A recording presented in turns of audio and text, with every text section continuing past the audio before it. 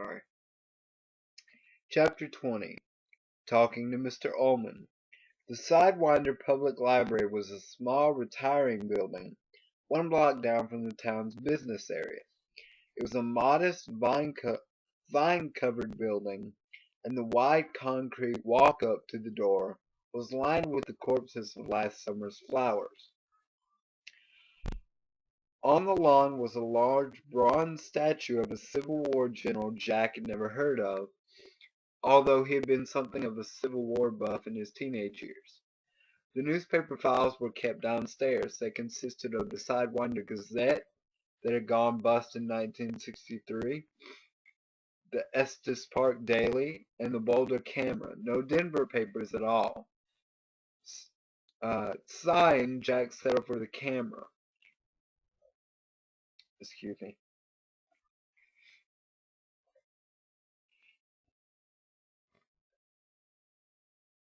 Dish rag for the win. When the files reached 1965, the actual newspapers were replaced by spools of microfilm. A federal grant, the librarians told him brightly. We hope to do 58 to 64 when the next check comes through, but they're so slow, aren't they? You will be careful, won't you? I just know you will. Call me if you need me. The only reading machine had a lens that had somehow gotten warped, and by the time Wendy put her hand on his shoulder some 45 minutes after he had switched from the actual papers, he had a juicy thumper of a headache. Danny's in the park, she said, but I don't want him outside too long. How much longer do you think it'll be?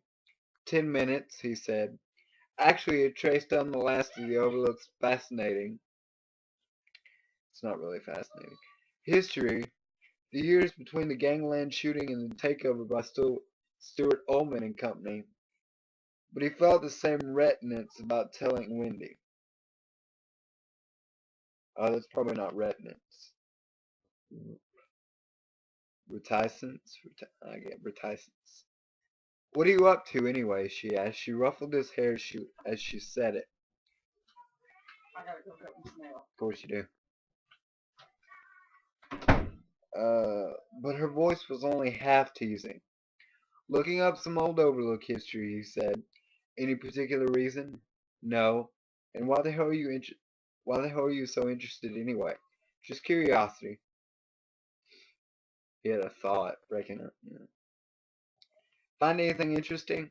Not much, he said, having to strive to keep his voice pleasant now.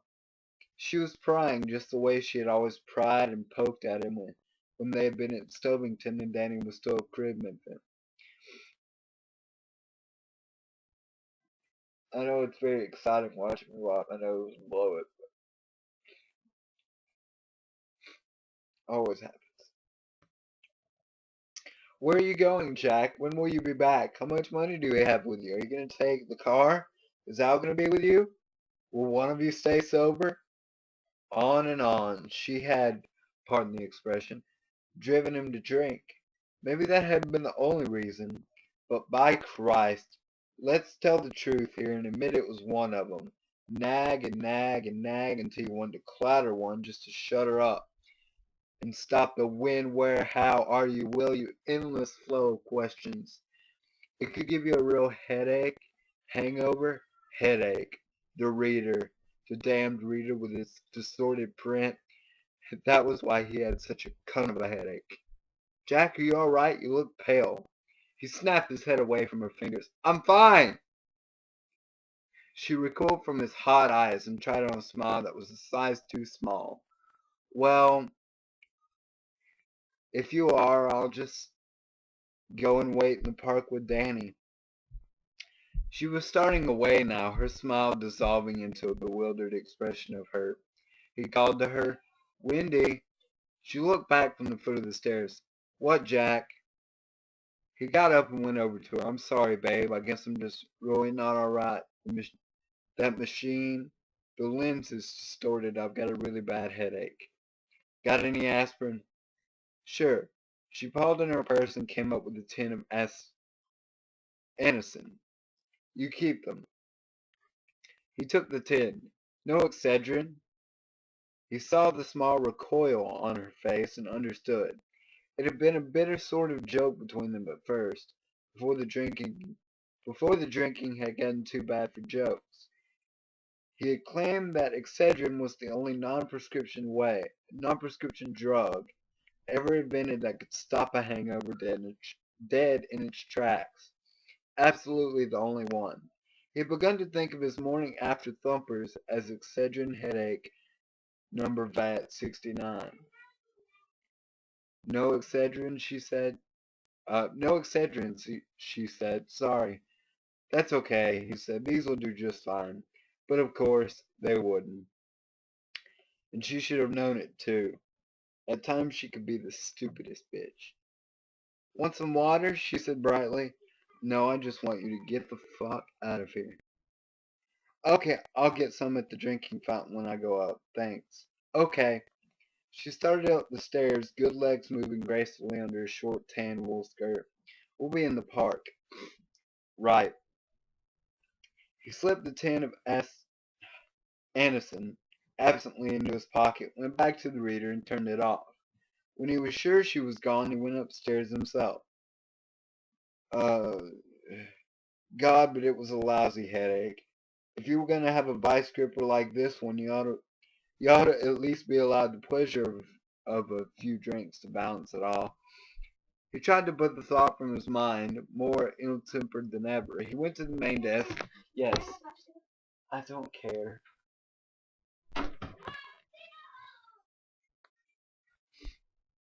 He went to the main desk, fingering a matchbook cover with a telephone number on it. Ma'am, do you have a pay telephone? No, sir, but you can use mine if it's local. It's long distance, sorry. Well, then I guess the drugstore would be your best bet. They have a booth. Thanks. He went out down the wall, past the anonymous Civil War general.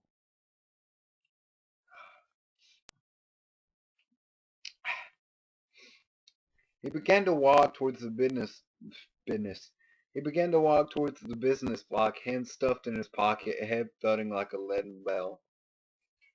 The sky was also leaden. It was November 7th, and with the new month, the weather had become threatening. Yes. No. Gonna shoot myself. There had been a number of snow flurries. There had been snow in October too, but that had melted. The new flurries had stayed, a light frosting over everything. It sparkled in the sunlight like fine crystal. But there had been no sunlight today, and even as he reached the drugstore, it began to spit snow now.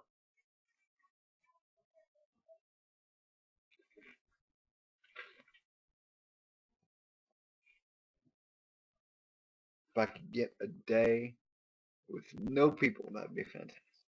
Probably get this book read in that amount of time. The phone booth was at the back of the building, and he was halfway down an aisle of patent medication, jingling his change in his pocket when his eyes fell on the white box with their green print.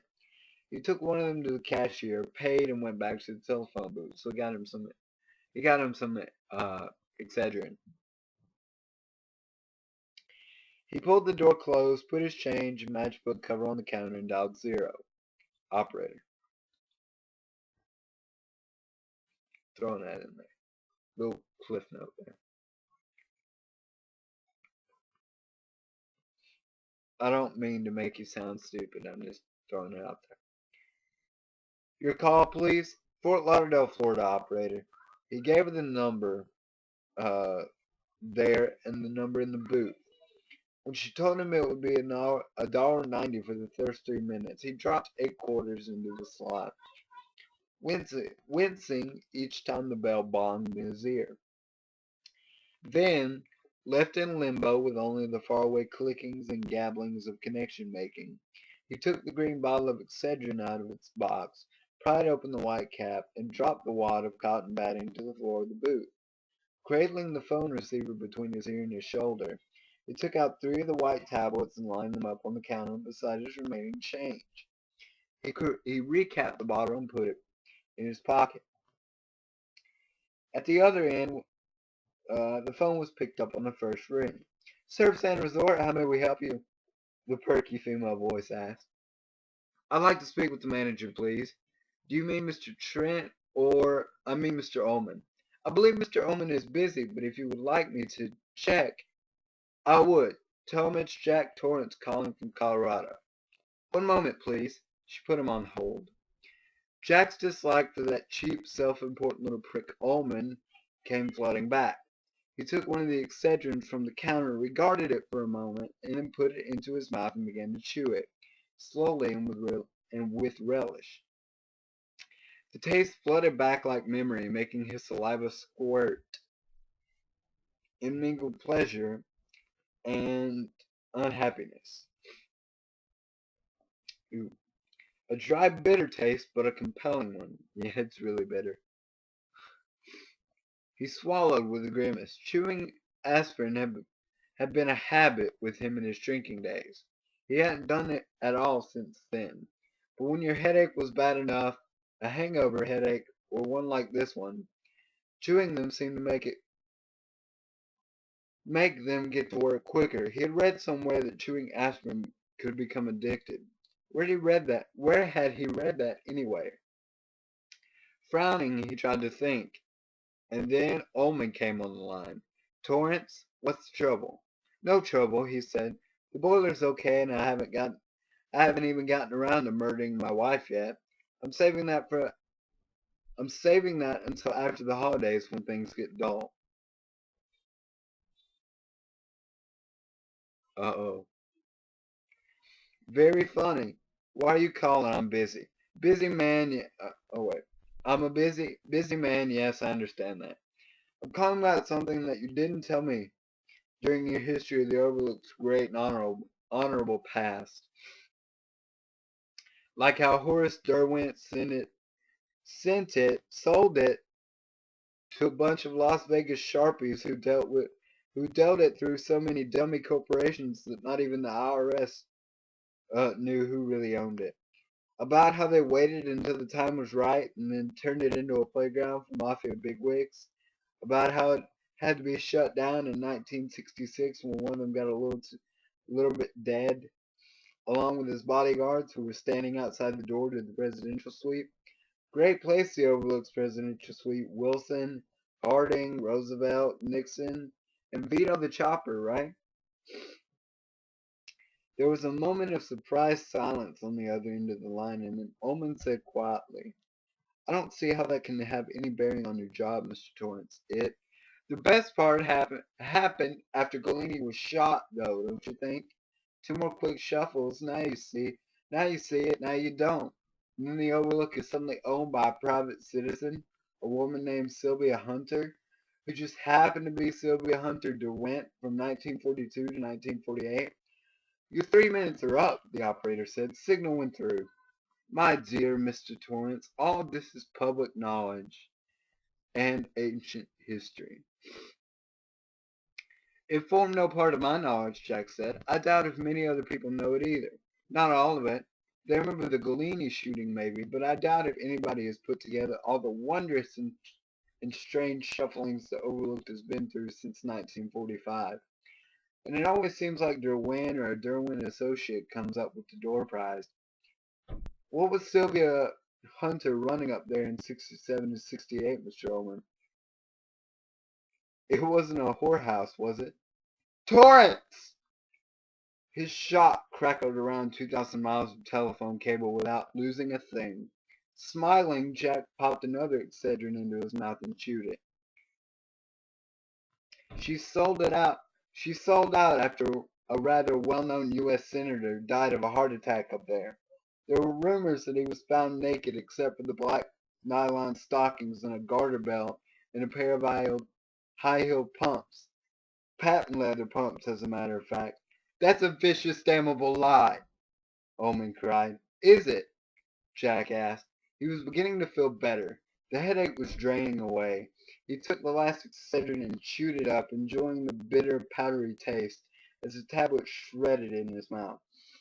It was an unfortunate occurrence. Now what is the point, Torrance? for planning to write some ugly smear article. If this is some ill-conceived stupid blackmail idea, nothing of the sort. I called because I didn't think you played square with me, and because didn't play square? Omen cried. My God, did you think I was gonna start? Dude, I can't.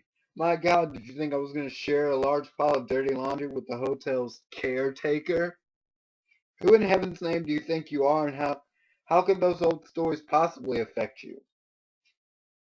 Or do you think there are ghosts parading up and down the halls of the West Wing wearing bedsheets and crying, whoa? No, I don't think there are any ghosts. But you raked up a lot of my personal history before you gave me the job. You had me on the carpet, quizzing me about my ability to take care of your hotel like a little boy in front of the teacher's desk for peeing in the coat room. You embarrassed me. I just do not believe your cheek. Your bloody damned impertinence, Ullman said. He sounded as if he might be choking. I'd like to sack you, and perhaps I will. I think Al Shockley might object strenuously. And I think you may have finally overestimated Mr. Shockley's commitment to you, Mr. Torrance. For a moment Jack's headache came back in all of its thudding glory, and he closed his eyes against the pane.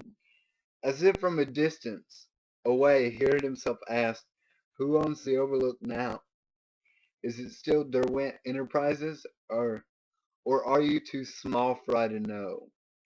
I think that will do, Mr. Torrance. You are an employer of the hotel, no different from a busboy or a kitchen pot scrubber. I have no intention of... Okay, I'll ride out, Jack said. He'll know. After all, he's on the board of directors. And I might just add a little PS to the effect that Derwent doesn't own it. What? I couldn't make that out. I said Derwent doesn't own it. The stockholders are all Easterners. Your friend Mr. Shockley owns the largest block of stock himself. Better than 35%. You would know better than that. Whoops. You would know better than I if I... You would know better than I if he has any ties to Derwent. Who else? I have no intention of divulging the names of the other stockholders to you, Mr. Torrance.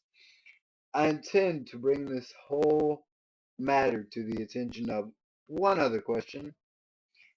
I am under no obligation to you.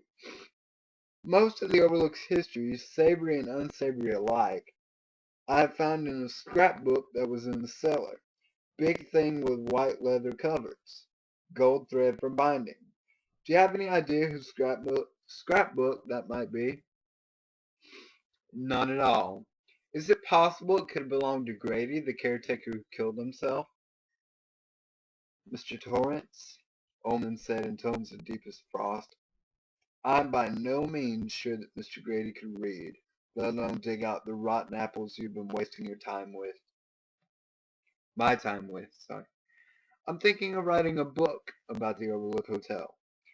I thought if I actually got through it, the owner of the scrapbook would like to have an acknowledgement at the front. I think writing a book about the Overlook Hotel would be very unwise, Ullman said, especially a book done from your point of view. Your opinion doesn't matter to me. Doesn't surprise me. His headache was all gone now. There had been that one flash of pain and that was all. His mind felt sharp and accurate, all the way down to millimeters. It was the way he usually felt only when the writing was going extremely well or when he had had a 3-drink buzz on. That was another thing he had forgotten about Excedrin. He didn't know if it worked for others, but for him, crunching 3 tablets was like an instant high. Now, he said, what you'd like is some sort of commission guidebook that you could hand out free to the guests when they checked in. Something with a lot of glossy photos of the mountains at sunrise and sunset, and a lemon, oh boy, mergine, lemon, like a yellowish lemon color, it's gold yellow. Text to go with it. Also a section on the colorful people who have stayed there, Of course excluding the really colorful ones like Galini and his friends. If I felt I could fire you and be 100% certain of my own job instead of just 95%, Ullman said in clipped, strangled tones, I would fire you right this minute, over the telephone. But since I feel that 5% of uncertainty, I intend to call Mr. Shockley the moment you're off the line, which will be soon, or so I devoutly hope. Jack said, there isn't going to be anything in the book that isn't true, you know. There's no need to dress it up. Why are you baiting him? Do you want to be fired? I don't care if chapter 5 is about the Pope of Rome screwing the shade of the Virgin Mary, Ullman said, his voice rising. I want you out of my hotel.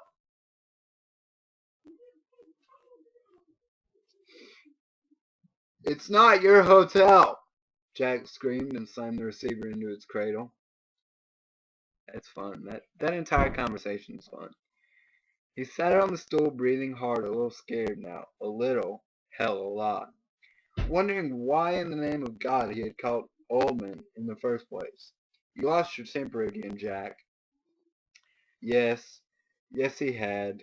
No sense trying to deny it. And the hell of it was he had no idea how much influence that cheap little prick had over Al. No more than he knew how much bullshit Al would take from him in the name of the Auld Lang Syne.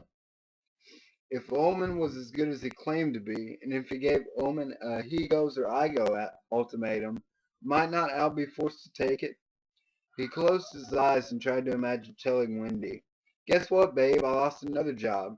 This time I had to go through 2,000 miles of Bell telephone cable to find someone to punch out. But I managed it.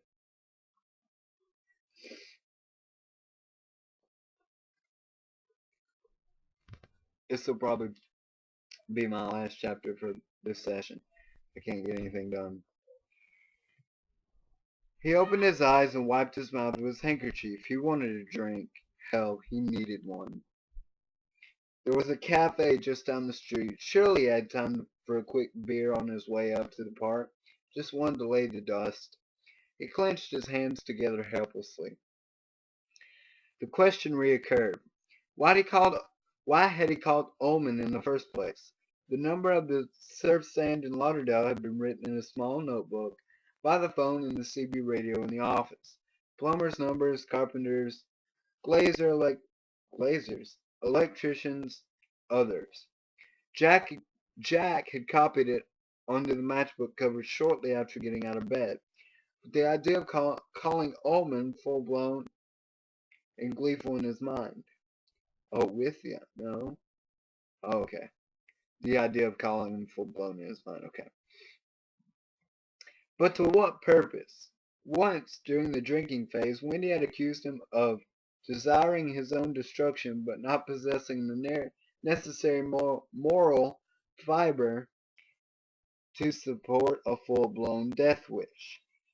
So he manufactured ways in which other people could do it, chopping a piece at a time off himself and their family.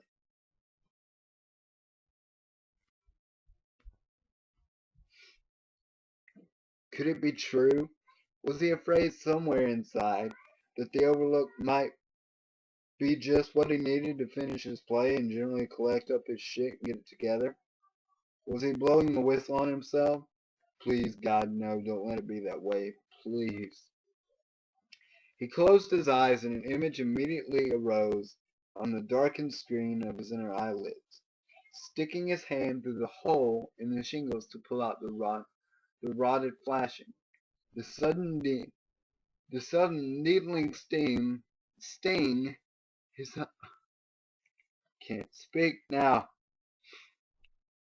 His own agonized, startled scream in the still and unheeding air. Oh, you goddamn fucking son of a bitch. Replaced with an image 2 years earlier, himself stumbling into the house at 3 in the morning, drunk, falling over a table and sprawling, full length on the floor, cursing, waking Wendy up on the couch. Wendy, turning on the lights, seeing his clothes ripped and smeared from some cloudy parking lot scuffle that had occurred at a vaguely remembered hockey talk just over the New Hampshire border hours before, crusted blood under his nose, now looking up at his wife, blinking stupidly in the light like a mole in the sunshine. And Wendy saying dully, "You son of a bitch. You woke up Danny. If you don't care about yourself, can't you care a little bit about us? Oh, why do I even bother talking to you?" The telephone rang, making him jump. He snatched it off the cradle, illogically sure it must be either Ullman or Al Shockley. "What?" he barked. "You're over time, sir. $3.50. I'll have to break some ones," he said. "Wait a minute. How long is this chapter? Let me look. Alright, just this. He put the phone on the shelf, deposited his last 6 quarters, and then went out to the cashier to get more. He performed the transaction automatically, his mind running in a single closed circle like a squirrel on an exercise wheel. Why had he called Ullman? Because Ullman had embarrassed him? He had been embarrassed before, and by real masters, the Grandmaster, of course, being himself. Simply to crow at the man exposed his hypocrisy. Jack didn't think he was that petty. His mind tried to seize on the scrapbook as a valid reason, but that wouldn't hold water either. The chances of Ullman knowing who the owner was were no more than 2 in 1,000. At the interview he had treated the seller as another country, a nasty undeveloped one at that. If he had really wanted to know, he would have called Watson, whose winner number was also in the office notebook. Even Watson would not have been a sure thing, but surer than Ullman. And telling him about the book idea, that had been another stupid thing. Incredibly stupid. Besides jeopardizing his job, he could be closing off wide channels of information once Ullman called around and told people to beware of New Englanders' varying questions about the Overlook Hotel. He could have done his researches quietly, mailing off polite letters, perhaps even arranging some interviews in the spring, and then laughed up his sleeve at Ullman's rage when the book came out, and he was safely away. The masked author strikes again. Instead, he had made that damn senseless call, lost his temper, agonized Ullman, and brought out all of the hotel manager's Little Caesar tendencies. Why? If it wasn't an effort to get himself thrown out of the good job Al had snagged for him, then what was it? He deposited the rest of the money in the slots and hung up the phone. It really was the senseless kind of thing he might have done if he had been drunk. But he had been sober, dead, cold sober. Walking out of the drugstore, he crunched another Excedrin tablet, grimacing yet relishing the bitter taste. On the walk outside, he met Wendy and Danny. Hold on.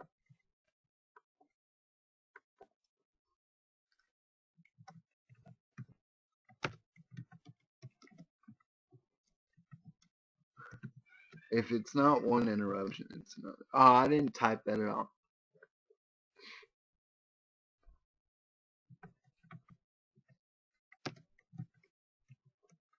I hate it when you don't click in the right place, but you keep typing because you thought you did. Bullshit. Come on. I typed. Come on.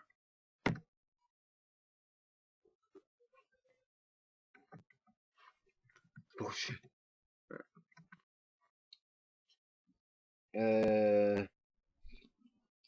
Hey, we were just coming after you, Wendy said. Snowing, don't you know? Jack blinked up. So it is. It was snowing hard. Sidewinder's main street was already heavily powdered, the center line obscured. Danny had his head tilted up to the white sky, his mouth open and his tongue out to catch some of the fat flakes drifting down. Do you think this is it? Wendy asked. Jack shrugged. I don't know. I was hoping for another week or two of grace. We still might get it. Grace. That was it. I'm sorry, Al. Grace, your mercy, for your mercy.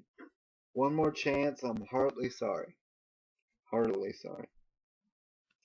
How many times over how many years had he, a grown man, asked for the mercy of another chance? He was suddenly so sick of himself, so revolted, that he could have groaned aloud. "How's your headache?" she asked, studying him closely. He put an arm around her and hugged her tight. "Better. Come on, you two."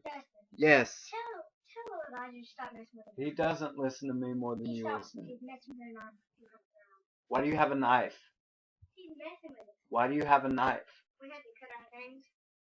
You know you could just rip it open. Right? Still, they're too hard. Not the people who could actually, not the people who has. I was almost done with this chapter too. Jesus Christ. Let's go home while we can. While we still can. They walked back to where the hotel truck was slant parked against the curb. Jack in the middle, his left arm around Wendy's shoulders, his right hand holding Danny's hand. He had called it home for the first time, for better or worse. As he got behind the truck's wheel, it occurred to him that while he was fascinated by the overlook, he didn't much like it. He wasn't sure it was for either his wife or his son or himself. Maybe that was why he had called Ullman, to be fired while there was still time. He backed the truck out of its parking space and headed out of town and up into the mountains. So a lot of foreshadowing is going on here. Tensions are rising now, and I feel that it's getting really interesting. But I've read through this book before, so I know what's going to happen. If you don't want to wait for me to finish the book, I suggest you go watch the movie. It's a fantastic movie. It's not great. It's not as good as the book. Jack Nicholson plays Jack Torrance. It's pretty good. It's a lot different than the book. It's got the most takes in a single movie than any other movie in history, because Stanley Kubrick is a perfectionist. So, oh well. I will be back with chapter 20, I guess. 20 whenever.